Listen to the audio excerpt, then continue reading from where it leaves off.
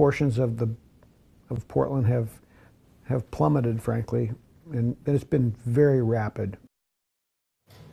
You know, nearly 10,000 employees, 4 popular brands, one family calling the shots. Tim Boyle is at the helm of Columbia Sportswear, one of the Metro's largest homegrown companies. Yeah, and well respected. He's never afraid to speak his mind. And Todd Unger joins us now. Todd, you recently sat down with Tim Boyle one-on-one.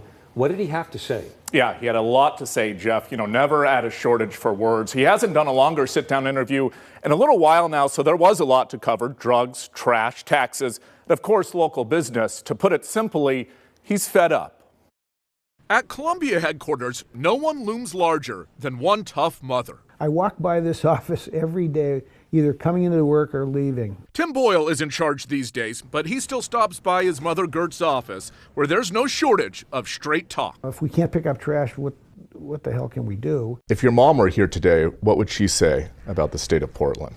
Well, she'd be concerned as well. Loved it here. It would have been challenging to see, what's happened. Example A, Boyle points to a worsening drug crisis on full public display, something that makes attracting new business and new workers, or merely retaining existing business, beyond difficult. Something like Measure 110. What do you think that has done for the state's image?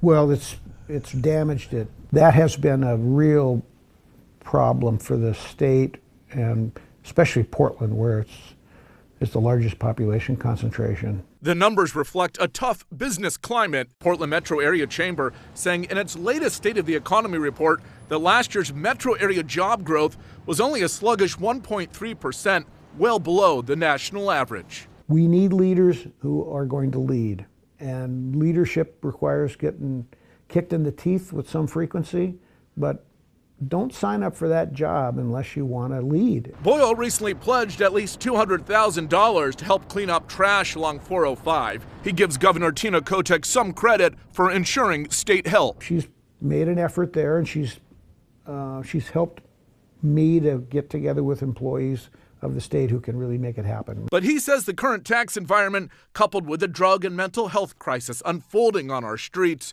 remain the biggest obstacles to finding a new direction. Now, Boyle says the pandemic obviously had an impact on all of this as well, but that is now well in the past. He's also encouraged by what happened in Salem this past session when it comes to reforming Measure 110. Todd, some of us remember 6 years ago when he actually talked about moving Columbia, the headquarters all together. Where does Tim stand on that now? So no immediate plans for that right now, but as he's told the governor and also the mayor, listen, my investors really don't care where we're headquartered. They just care about making some money. Yeah, and this tax issue you brought up, I mean, outside of New York City, Multnomah County is one of the highest taxed areas. I think it's for in the business top 3 in the country. In the country. Yeah. And that is an issue as well. Certainly. Okay. Well, we can't Great afford to interview, lose Todd. them. Yeah. Thank you, Todd. Yeah.